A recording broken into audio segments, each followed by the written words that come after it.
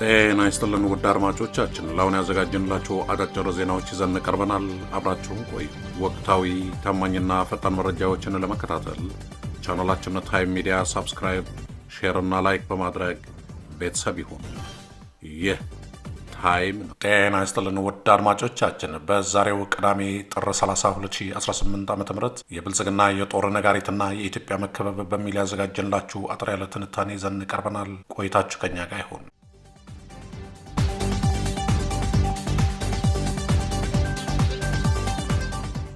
የብልጽግና መንግስት ወደ ስልጣን የመጣበት ዋዜማ በብዙ ኢትዮጵያውያን ዘንድ እንደ አዲስ ተስፋና እንደ ብሩህ ምዕራፍ ተቆጥሮ የነበረ ቢሆንም ቅሉ የጉዞ መስመር ግን በሂደት ወደማያልቅ የጦርነት አዙሪትና ወደ ውስብስብ የጂኦ ፖለቲካዊ ትርምስ ውስጥ ሲገባ ተስተውለዋል። መንግስት በየጊዜው የሚፈጥራቸው የጦር አውረድና የሚከተለው የኃይል አማራጭ አገሪቱ ከገባችበት የኢኮኖሚና የማህበራዊ ቀውስ እንድትወጣ ከመርዳት ይልቅ ይበልጥ ወደ ገደል አፋፍ እየገፋት እንደሆነ የአደባባይ ሚስጥር ሆነዋል። ይህ የጦርነት ፖለቲካ ዝም ብሎ የሚከሰት ሳይሆን ስልታዊ በሆነ መንገድ የህዝብን ቁጣ ለማቅለልና ትኩረትን ከዋና ዋና አገራዊ ውድቀቶች ወደ ውጫዊና ውስጣዊ ስጋቶች ለመቀየር የሚነደፍ አጀንዳ ይመስላል። በሰሜኑ የአገሪቱ ክፍል የተካሄደውና በሚሊዮኖች የሚቆጠሩ ዜጎቹን ህይወት የቀጠፈው ደም አፋሳሽ የትግራዩ ጦርነት በፕሪቶሪያው ስምምነት ጋብ ቢልም አሁንም ግን በትግራይ ክልልና በፌዴራል መንግስቱ መካከል ያለው ግንኙነት ዳግም ወደ ጥቁር ደመናነት እየተቀየረ ይገኛል። የፕሪቶሪያው ስምምነት ሙሉ በሙሉ ተግባራዊ አለመሆን፣ በተለይም የምዕራብ ትግራይ ግዛቶች በህገ መንግስቱና በፕሪቶሪያው መሰረት መፈታት ሲገባው የአማራና የትግራይ አከራካሪ ቦታዎች በማለት የፌዴራል መንግስቱ በሁለቱ ወገኖች መካከል የሚያደርገው የእባብና መሰላል ጨዋታ ውጥረቱን እያገረሸው ነው። በትግራይ በኩል ያለው ሉዓላዊ ግዛት ጥያቄና በመንግስት በኩል የሚሰሙት የዛቻ ድምጾች አገሪቱ ገና ካላገገመችበት ቁስል ሳትወጣ ወደ ሌላ ዙር እልቂት ልትገባ እንደምትችል ትልቅ ማስጠንቀቂያ ናቸው። መንግስት ሰላምን እንደ ዘላቂ አማራጭ ከመውሰድ ይልቅ ሌላ የጦርነት አውድማ በትግራይና በአማራ ክልል ላይ እንዲከፈት ማድረጉና የፋኖ እንቅስቃሴ ከመንግስት አቅም በላይ እየሆነ ሲመጣና የህልውና ስጋት እየደቀነበት ሲሄድ የብልጽግና አመራሮች እንደለመዱት ሁሉንም ነገር በጠመንጃ ለመፍታት መሞከራቸው አገሪቱን ወደ ከፋ የእርስ በርስ ጦርነት እየከተታት ይገኛል። የትግራይ ጉዳይ አሁንም የኢትዮጵያ ፖለቲካ ትልቁ ቁስል ሆኖ ቀጥለዋል።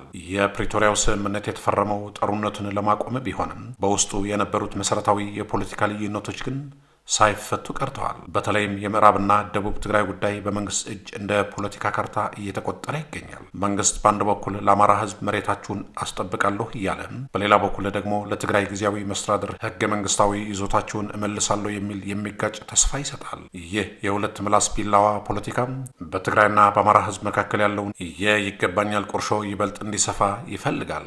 የብልጽግና ስርዓት በትግራይ ውስጥ ያለው ሰብአዊ ቀውስ የተፈናቃዮች አለመመለስ መፍታት ሲገባው መንግስት በትግራይ ላይ ያለውን የበላይነት ለማረጋገጥ በትግራይ ኃይሎችና በተደራዳሪው ህወሓት ስንጥቆች እንዲፈጠሩ በማድረግ የተዳከመ ክልል መፍጠርን መርጠዋል።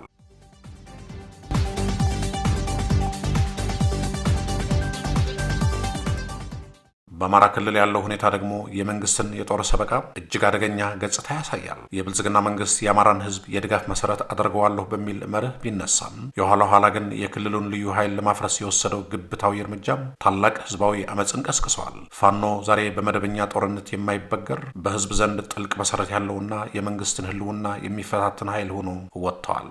መንግስት ይህንን ችግር በፖለቲካዊ ውይይት ከመፍታት ይልቅ በክልሉ ላይ የአስቸኳይ ጊዜ አዋጅ በማወጅና የከባድ መሳሪያ ጥቃት በመሰንዘር ህዝቡን ይበልጥ አስቆጥቶታል። በአብያተ ክርስቲያናት፣ በትምህርት ቤቶችና በገበያ ቦታዎች ላይ የሚፈጸሙ የድሮን ጥቃቶችና የብልጽግና መንግስት ለዜጎቹ ያለውን ግዴለሽነት የሚያሳዩ ናቸው። ይህ በአማራ ክልል የሚካሄደው ጦርነት ኢትዮጵያን ከውስጥ እያደከማትና ለውጭ ጠላቶች ተጋላጭ እያደረጋት ይገኛል። እንዲሁም የኦሮሚያ ክልልም ቢሆን ካለፉት 6 ዓመታት በላይ በሰላም እጦት እየታመሰ ነው። በኦሮሞ ነጻነት ሰራዊት ኦነግና በመንግስት ኃይሎች መካከል የሚካሄደው ጦርነት ንጹሐንን መታገቻና መገደያ አድርጓቸዋል። መንግስት በታንዛኒያ ያደረገው ድርድር ያለ ውጤት መጠናቀቁ ሁለቱም ወገኖች ለሰላም ዝግጁ አለመሆናቸውንና የጦርነትን ትርፍ እንደሚመርጡ ያሳያል። በኦሮሚያ የሚፈጸመው ግድያና መፈናቀል በመላ አገሪቱ ላይ ጥላቻን እየረጨ ነው። የብልጽግና መንግስት በኦሮሚያ ያለውን ግጭት ስልጣኑን ለማመጣጠን እንደሚጠቀምበት የሚገልጹ ትችቶች በርካታ ናቸው። በአንድ በኩል ኦሮሞማን እንደ ፖለቲካዊ መሳሪያ እየተጠቀመ፣ በሌላ በኩል ደግሞ አማጽያንን ብሔራዊ ስጋት አድርጎ በማቅረብ ስልጣኑን ያራዝማል። በሌላ በኩል ደግሞ የቀይ ባህር ጉዳይ ፖለቲካ ስንመለስ የኢትዮጵያ ዲፕሎማሲያዊ በታሪክ ታይቶ በማይታወቅ መልኩ የተሸነፈበት ወቅት ላይ እንገኛለን። የጦርነቱ ነጋሪት ከውስጥ አልፎ ቀጣናዊ መልክ እንዲይዝ እየተደረገ ያለው ደግሞ መንግስት የባህር በር ፍላጎትን በኃይል ወይም በማስገደድ ለማሳካት የሚሄድበት ርቀት ነው። የብልጽግና መንግስት በድንገት የቀይ ባህር ጉዳይን እንደ ዋና አጀንዳ አንስቶ የህልውና ጉዳይ ነው ብሎ መነሳቱ የዲፕሎማሲያዊን መስመር ወደ ጦርነት አውድማነት ቀይሮታል። ከሶማሌላንድ ጋር የተደረገው የመግባቢያ ስምምነት የኢትዮጵያን የባህር በር ፍላጎት ያሳካል ቢባልም አተገባበሩ ግን እጅግ አደገኛ የሆነና ቀጣናዊ ቁርሾን ወልደዋል። ይህ ስምምነት የሶማሊያን ሉዓላዊነት ይጥሳል በሚል ሰበብ ሞቃዲሾን ወደ ታሪካዊ ጠላትነት ቀይሯታል። ይህም ለግብፅ ትልቅ እድል ፈጥሮላታል። ግብፅና ሶማሊያ የጋራ መከላከያ ስምምነት ፈርመው የግብፅ ጦር በሶማሊያ ምድር እንዲሰፍርና የጦር መሳሪያዎች እንዲከማቹ መደረጉ የብልጽግና መንግስት የጦር ሰበቃ ውጤት እንጂ ሌላ ሊሆን አይችልም። ግብፅ የህዳሴውን ግድብ ጉዳይ ሰበብ በማድረግ ኢትዮጵያን በጎረቤት አገራት ለመክበብ የምታደርገው ጥረት አሁን ከሶማሊያ ጋር ባላት ጥምረት ረዥም ርቀት ተጉዛለች። ይህ ደግሞ ኢትዮጵያን በምስራቅና በደቡብ በኩል በጠላት እንድትከበብ በማድረግ የአገሪቱን ሰላም በከፍተኛ ሁኔታ አደጋ ላይ ጥሎታል። የሀያላኑ አገራት ረዥም እጆች ደግሞ በዚህ ትርምስ ውስጥ የራሳቸውን ስልታዊ ጥቅም ለማስጠበቅ ሲረባረቡ ይታያሉ። አሜሪካና ምዕራባውያን በሰብአዊ መብት ስም ጫና ሲያደርጉ ቢታዩም በተግባር ግን የኢትዮጵያን መንግስት በምስራቅ አፍሪካ ያለውን ሚና ግምት ውስጥ በማስገባት ስልጣኑን እንዲያራዝም በተዘዋዋሪ ድጋፍ ሲያደርጉ ይስተዋላል።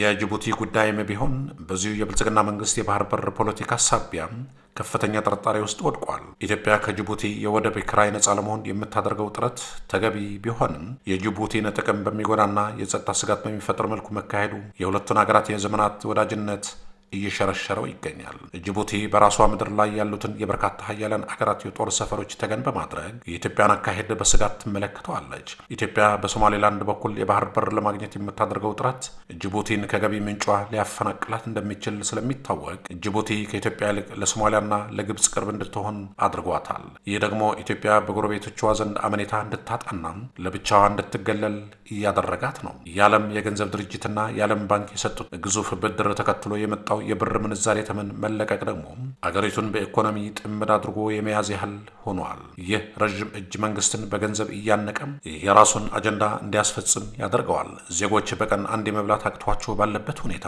መንግስት ለቤተ መንግስት ግንባታና ለጦርነት ቁሳቁስ ቢሊዮኖች ማፍሰሱ የብልጽግናን መንግስት ከህዝብ ፍላጎት ምን ያህል እንደራቀ ግልጽ ማሳያ ነው። ኢትዮጵያ ከኤርትራ ጋር የነበራት ወዳጅነት በድንገት ወደ ጠላትነት ተቀይረዋል። የፕሬዝዳንት ኢሳያስ አፈወርቂና የጠቅላይ ሚኒስትር አብይ አህመድ ወዳጅነት የፈረሰው ሁለቱም ወገኖች የራሳቸውን ቀጠናዊ የበላይነት ለማረጋገጥ ባላቸው ፍላጎት ነው። ኤርትራ አሁን ከአማራ ፋኖ ጋር ግንኙነት እንዳላትና በትግራይ በኩልም የራሷን ጥቅም እያስጠበቀች እንደሆነ ይታመናል። ይህ ደግሞ ኢትዮጵያን በሰሜን በኩል ከፍተኛ የጸጥታ ስጋት ውስጥ ጥሏታል። የሱዳን የእርስ በርስ ጦርነትም ለኢትዮጵያ ሌላው ራስ ምታት ነው። በፋሻጋ መሬት ላይ ያለው ይገባኛልና ሱዳን ከግብፅ ጋር የምታደርገው ወታደራዊ ትብብር ኢትዮጵያ በጎረቤቶቿ የተከበበች ደሴት እንድትሆን አድርጓታል። ሀያላን አገራት ይህንን የኢትዮጵያ ትርምስ እንደ መልካም አጋጣሚ እየተጠቀሙበት ነው። አሜሪካና አውሮፓ ህብረት የኢትዮጵያ መንግስት የሰብአዊ መብት እያሉ ሲወርፉ ቢታዩም በውስጥ ለውስጥ ግን የራሳቸውን ጥቅም ለማስጠበቅ ከመንግስት ጋር ይደራደራሉ። ሩሲያና ቻይና ደግሞ በአገር የውስጥ ጉዳይ ጣልቃ እንገባም በሚል መርህ ለብልጽግና መንግስት ዲፕሎማሲያዊ ከለላና የጦር መሳሪያ ሽያጭ ያቀርባሉ። ይህ የሀያላን ሽኩቻ ኢትዮጵያን የውክልና ጦር ፕሮክሲ ዋር መድረክ እያደረጋት ነው። በተለይም የተባበሩት አረብ ኤሚሬትስ በመንግስት ላይ ያላት ጥልቅ ተጽዕኖ የአገሪቱን የውጭ ጉዳይ ፖሊሲ እስከ መወሰን ደርሰዋል። ኤሚሬትስ ለቤተ መንግስት ግንባታና ለጦርነት የምታፈሰው ገንዘብ ኢትዮጵያን የራሷ የኢኮኖሚና የፖለቲካ ቅኝ ተገዢ እያደረጋት ነው። የብልጽግና መንግስት የሚከተለው የኢኮኖሚ ፖሊሲ ደግሞ ህዝቡን ይበልጥ ለስቃይ ዳርጎታል። የብር ምንዛሬ ተመን በገበያ እንዲወሰን መደረጉ ኑሮን ሰማይ ስቅሎታል። የመሰረታዊ ሸቀጦች ዋጋ በየቀኑ መጨመር ህዝቡን ወደ አመፅ የሚገፋ ዋነኛ ምክንያት ነው። መንግስት ግን ይህንን ህዝባዊ ቁጣ ለመቆጣጠር የሚጠቀመው የጦርነት ሰበቃ ነው። አገር ተወረረች፣ ግብፅ ልትወረን ነው፣ ሶማሊያ አልሸባብን ልታሰማራብን ነው የሚሉ ትረካዎች ህዝቡን በፍርሃት ውስጥ ለማቆየትና አንድነቱን እንዲያጣ ለማድረግ የሚነዙ ፕሮፓጋንዳዎች ናቸው።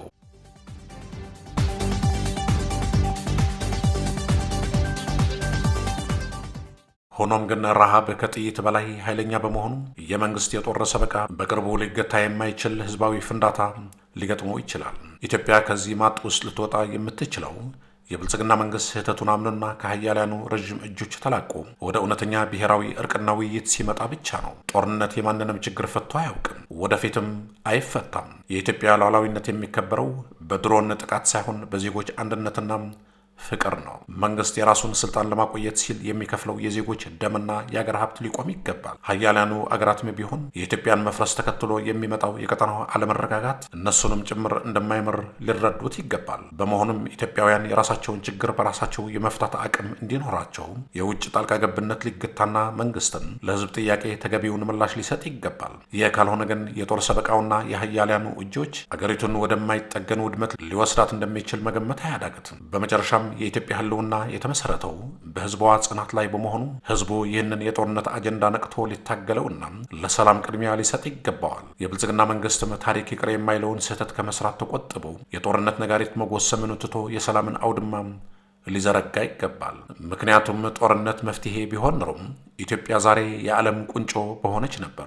ነገር ግን ጦርነት ያተረፈልን ድህነትን ብቻ ነው። ስለሆነም ሰላም ብቸኛውና የመጨረሻው አማራጭ መሆኑን ተረድቶ መንቀሳቀስ የታሪክና የዜግነት ግዴታ ነው በማለት የዛሬው ትንታኔያችን በዚሁ አበቃን።